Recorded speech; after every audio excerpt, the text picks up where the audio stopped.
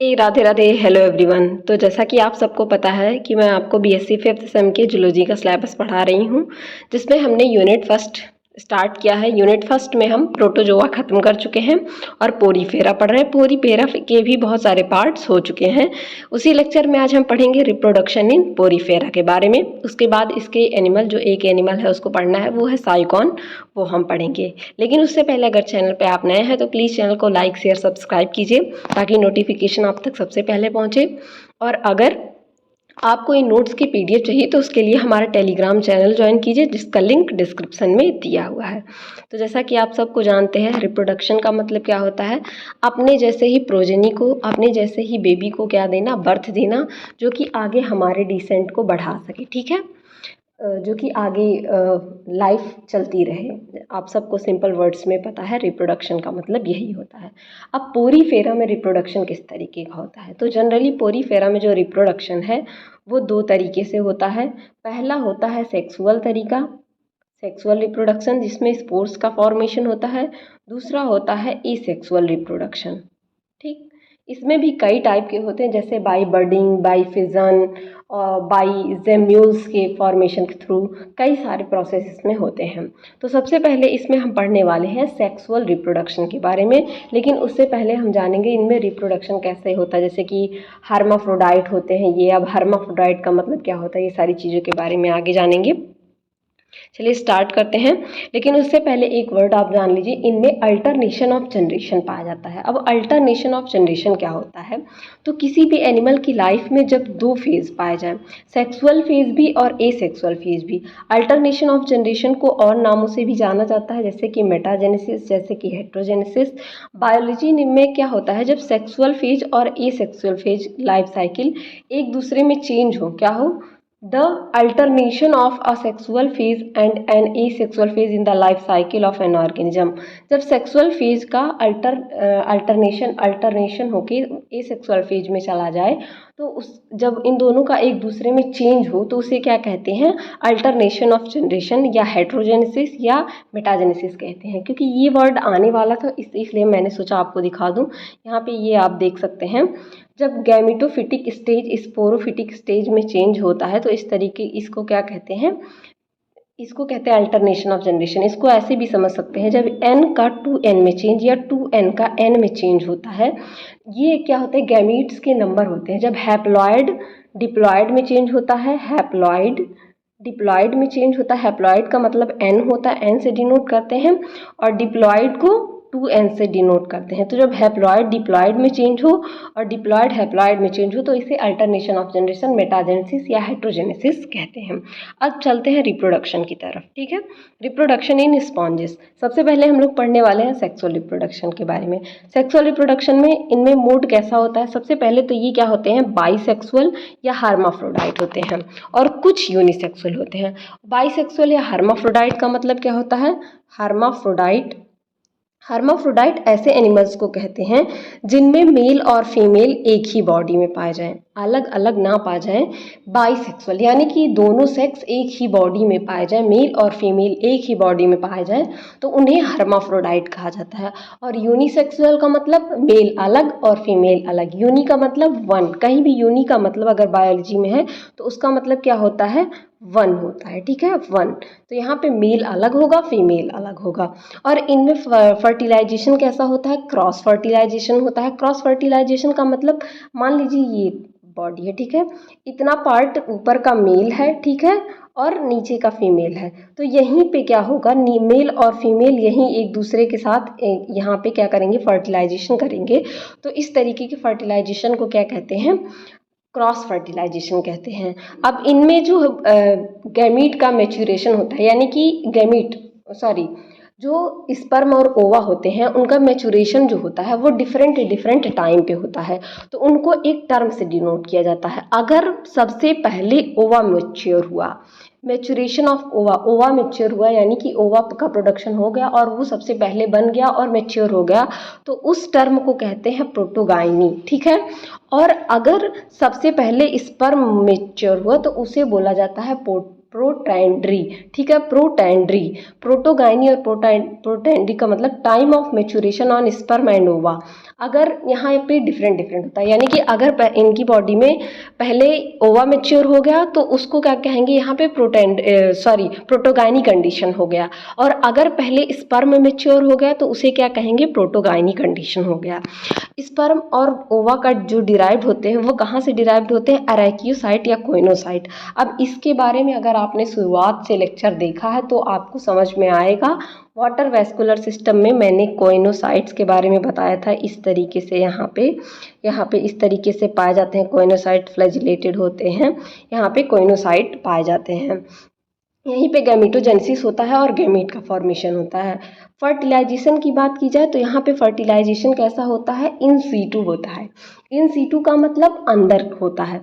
Ex situ दो तरीके का फर्टिलाइजेशन होता है, एक होता है इन सीटू और दूसरा होता है एक्स सीटू।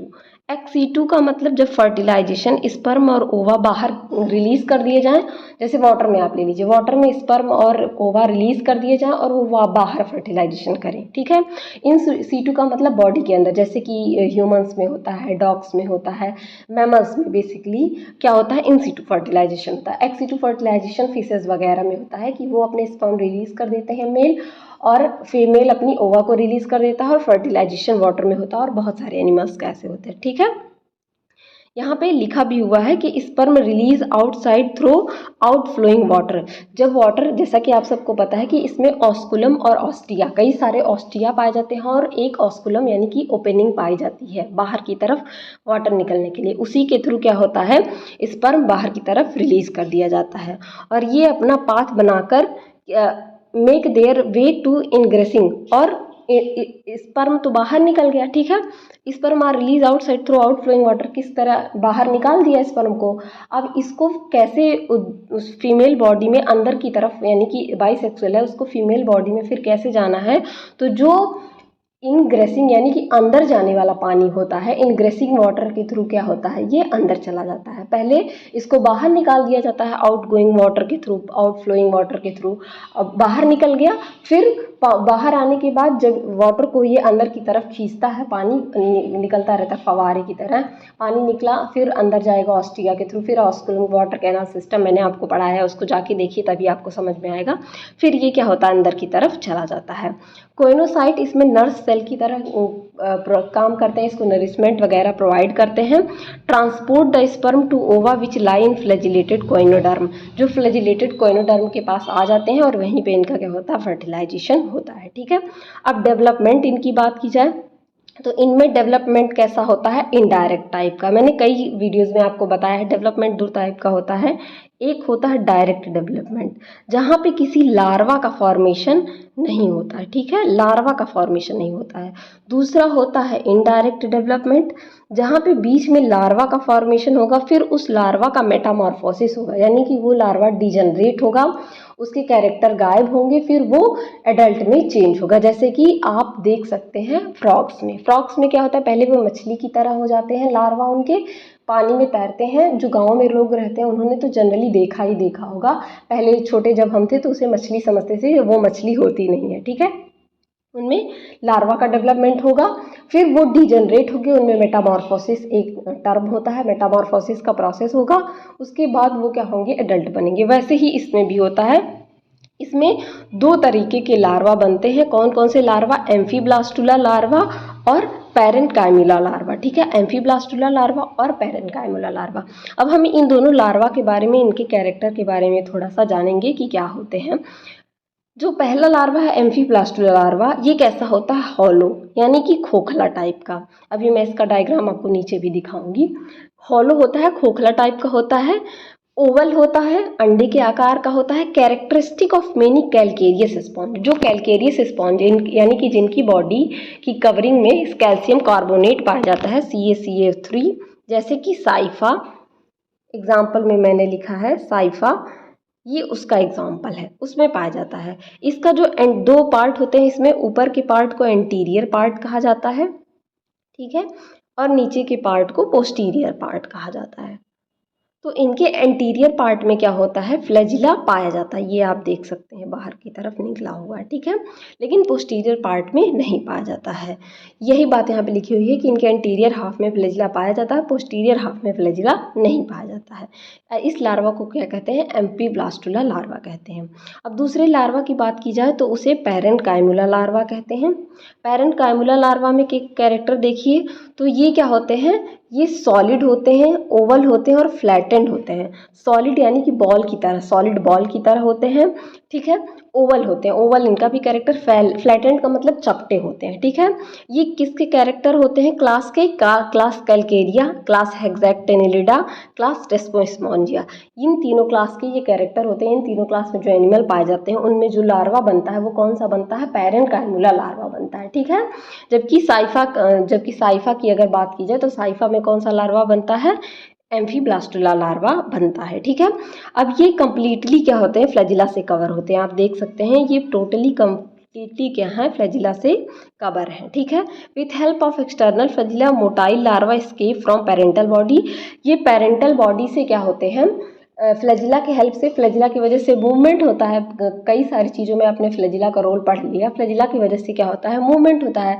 तो फ्लैजिला की वजह से इनमें मूवमेंट होता है और ये पेरेंटल बॉडी यानी कि अपने पेरेंट्स से अलग हो जाते हैं, ठीक है। और कई दिनों तक स्विम करते रहते हैं, ठीक है। Swim to for few hours और मेनी डेज, कई दिनों तक स्विम करते रहते हैं। फाइनली क्या होंगे, जाके कहीं पे नीचे किसी भी सरफेस पे क्या होंगे, सेटल डाउन हो जाएंगे इस तरीके से, ठीक है। और सॉलिड सब्जेक्ट बना लेंगे, फिर इनमें मेटामॉर्फोसिस हो जाएगा और ये ग्रोथ करके grow and make new organism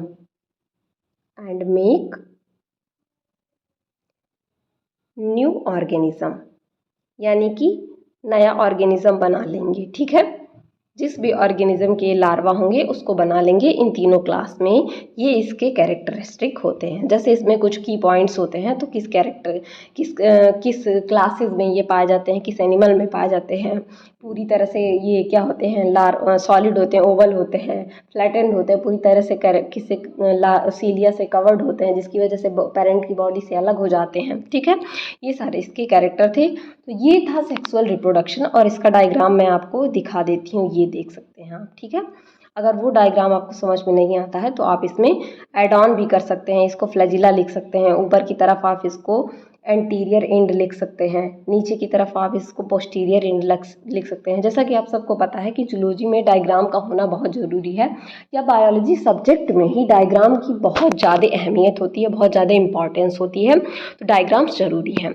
अब आगे हम लोग पढ़ने वाले हैं एसेक्सुअल रिप्रोडक्शन के बारे में। एसेक्सुअल रिप्रोडक्शन मेनली 4 तरीके के होते हैं, बडिंग, फिजन, रिडक्शनल बॉडीज और जेम्यूज, ठीक है। ये 4 तरीके के ये होते हैं, ठीक है। पहला हम लोग पढ़ने वाले हैं बडिंग, बड का फॉर्मेशन होना। बड का मतलब क्या होता है, कोई भी चीज़ उभार हो जाना इस तरीके से। जैसे बहुत सारे चीज़ों में आपने देखा होगा इस तरीके से बड बन जाए बॉडी में और वो डिटैच होके अलग होके नया ऑर्गेनिज्म बना ले, ये होता है बडिंग। अब यहाँ पे देखते हैं नंबर ऑफ इंडिविजुअल, NO का मतलब होता है नंबर, NUMBER, ठीक है। Number of individual in A colony में इंक्रीज और न्यू कॉलोनीज फॉर्म, ठीक है। नंबर में इंक्रीज करेंगे या बहुत सारी कॉलोनी बनेगी, ठीक है। ए बर्ड अराइजेज एट बेस और अटैच्ड एंड, बेस पे क्या होंगे, बर्ड यहाँ पे अराइज होंगे। इट इज़ बिकॉज, क्यों, बल्जिंग ऑफ पिनेकोडर्म, जो इनकी आउटर कवरिंग होती है जिसको पिनेकोडर्म कहता है, उनमें बल्जिंग होने लगती है, यानी कि वो फूलने लगते हैं, ठीक है। Bird so found grows in adult individual, bird क्या होंगे, डिटैच होके अलग हो जाएंगे और इस तरीके से अलग इंडिविजुअल का फॉर्मेशन कर लेंगे। ये इंडिपेंडेंटली अलग कॉलोनी भी बना सकते हैं या उससे अटैच भी रह सकते हैं। इस तरीके से क्या होता है, नए ऑर्गेनिज्म का फॉर्मेशन होता है बडिंग के थ्रू। अब हम जानेंगे फिशन। फिशन का मतलब मेनली टूटना होता है। तो sponge hypertrophied over a limited area developing a line of weakness, ठीक है। ये कोई ठीक है स्पॉन्ज है, ठीक है, मान लीजिए कोई स्पॉन्ज है। अब इसमें क्या होगा, हाइपरट्रॉफिजन मतलब बहुत ज़्यादा ग्रोथ होने लगेगी, तो यहाँ पे एक लाइन ऑफ वीकनेस बन जाएगा, ठीक है। लाइन ऑफ वीकनेस बन जाएगा, जिसकी वजह से क्या होंगे ये along this weak line splitting होगा, जिसकी वजह से ये स्प्लिट हो जाएंगे यानी कि टूट जाएंगे। ठीक है, स्प्लिट हो जाएंगे, टूट जाएंगे, जिसकी वजह से क्या होगा, part separated from main parental body develop into new individual. यहाँ पे हाइपरट्रॉफीज का मतलब होता है उभार, बहुत ज़्यादा ओवर ग्रोथ हो जाना। ठीक है, ओवर ग्रोथ। ठीक है, मैं चाहती हूँ आपको बहुत ज़्यादा से ज़्यादा जितनी टर्मिनोलॉजी है उससे समझा सकूँ ताकि आपको कोई दिक्कत ना हो। ओवर ग्रोथ इनमें होने लगेगा और ये क्या होंगे, अटैच हो जाएंगे और न्यू इंडिविजुअल या एक कॉलोनी का फॉर्मेशन करेंगे। सॉरी, इस तरीके से इनमें डेवलपमेंट होता है। अब रिडक्शनल बॉडीज़ क्या होती हैं, ठीक है, ये बहुत अनयूजुअल मेथड है, मेनली होता नहीं है, लेकिन इसमें क्या होता है, it leaves behind small rounded ball known as reductional bodies. ये अपने भी पीछे क्या होंगे, एक oval structure, small rounded ball like structure बना लेंगे, जिसको क्या कहा जाता है, रिडक्शनल बॉडी, जैसा कि आप यहाँ पे देख सकते हैं। इस तरीके का स्ट्रक्चर बना लेंगे। Each body consist of amoebocyte covered by pinacoderm. अब अमीबोसाइट और पिनेकोडर्म आपको जानना है तो पहले के लेक्चर्स आप देखिए, वहाँ आपको अच्छे से समझ में आएगा। अमीबोसाइट बना लेंगे और किसके द्वारा वो कवर्ड होता है, पिनेकोडर्म के द्वारा। जब फेवरेबल कंडीशन आएगा तो ये क्या होंगे, this reductional body grows into complete new sponge. उसके बाद ये कंप्लीट न्यू स्पॉन्ज में कन्वर्ट हो जाते हैं। लास्ट बट नॉट लीस्ट और वेरी इंपॉर्टेंट, जेम्यूल्स। आपको प्रैक्टिकल में भी जेम्यूल्स दिखाया जाएगा, ये सबसे इम्पॉर्टेंट होते हैं। ठीक है, अब internal bud formed within sponge body. सबसे पहली बात, अभी तक जितने आपने पढ़े, फिजन पढ़ा, रिडक्शनल बॉडीज़ पढ़ा, बडिंग पढ़ा, ये सारे क्या थे, बाहर की तरफ बन रहे थे, लेकिन जेम्यूल्स क्या होते हैं, जेम्यूल्स अंदर की तरफ बनते हैं, इंटरनल बॉडी में बनते हैं, इंटरनल बड फॉर्म होते हैं स्पॉन्ज की बॉडी में। ठीक है, typical in all fresh water and some marine forms. सारे फ्रेश वाटर स्पॉन्ज में पाए जाते हैं और कुछ मरीन, यानी कि फ्रेश वाटर और मरीन में क्या डिफरेंस होता है, फ्रेश वाटर में आपके आते हैं पॉन्ड हो गए, डिचेज हो गए, ये सारी चीज़ें आती हैं, मरीन में सी आता है। ठीक, तो उनमें ये पाए जाते हैं। ये get detached when parent is decayed enable in sponge under unfavourable condition. ये कब डिटैच होते हैं बॉडी से, जब अनफेवरेबल कंडीशन होता है और जो स्पॉन्ज है उसके लिए मान लीजिए टेम्परेचर कम है या वाटर का मूवमेंट में डिफरेंस है, कुछ भी अगर कम है, कोई भी कंडीशन अनफेवरेबल है, उसके फेवर में नहीं है, तब ये फॉर्मेशन होगा। ठीक है, जेम्यूल क्या करते हैं, कंटेन करते हैं इंटरनल मास ऑफ फूड बनाते हैं जो कि लैडन होते हैं अरैकियोसाइड्स के। ये अंदर की तरफ, ये आप गोल गोल जो स्ट्रक्चर देख रहे हैं, इसको क्या बोला जा रहा है, अरैकियोसाइड, जो कि काइटिनस डबल मेम्ब्रेन से सराउंडेड होते हैं, काइटिनस डबल मेम्ब्रेन से सराउंडेड होते हैं। ठीक है, और इनकी आउटर मेम्ब्रेन जो होती है एम्फीडिस्क मोनोएक्सॉन या स्पिक्यूल के द्वारा सराउंडेड होती है, जो इनको क्या करती है, प्रोटेक्शन प्रोवाइड करती है। फ्रेश वाटर स्पॉन्ज में क्या होते हैं, ये डिसइंटीग्रेट होते हैं ऑटम के सीजन में। ठीक है, लीव कर देते हैं जेम्यूल्स को। ठीक है, और ये जेम्यूल्स क्या होंगे बाद में, ये सॉरी ग्रेन्यूल्स लिखा गया है, यहाँ पे जेम्यूल्स रहेगा, gemmules grow in favourable condition. जब फिर फेवरेबल कंडीशन आएगा ये बॉडी से बाहर निकल जाएंगे और क्या करेंगे, ग्रो करेंगे। Living content histoblast escape through micropyle opening and form new sponge. जो इनका माइक्रोपाइल होता है, जब वाटर वेस्कुलर सिस्टम पढ़ेंगे आप तो वहाँ पे माइक्रोपाइल के बारे में आप जान पाएंगे। इनके माइक्रोपाइल के थ्रू क्या होते हैं, ये बाहर निकल जाते हैं। The sponge forms spermatozoa and ओवा, दस शोइंग अल्टरनेशन ऑफ जनरेशन। ये स्पर्मेटोजोआ या ओवा का फॉर्मेशन शो करते हैं, इसीलिए ये अल्टरनेशन ऑफ जनरेशन भी शो करते हैं। अब इसके डायग्राम को मैंने कंबाइनली यहाँ पे दिखा दिया है, जैसा कि आप यहाँ पे देख सकते हैं। यहाँ पे ऑस्कुलम भी दिखाए गए जिसके थ्रू स्पर्म निकलता है, फिर ऑस्टिया के थ्रू अंदर चला जाता है।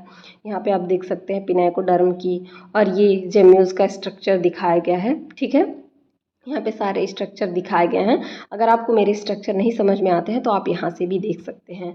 तो मैं आशा करती हूँ कि आपको रिप्रोडक्शन इन पोरीफेरा बहुत अच्छे से समझ में आया होगा। समझ में आया हो तो अपने दोस्तों के साथ भी शेयर करिए और बने रहिए इसी तरह और अच्छी वीडियोज़ के लिए। Keep learning and keep growing. Thank you everyone.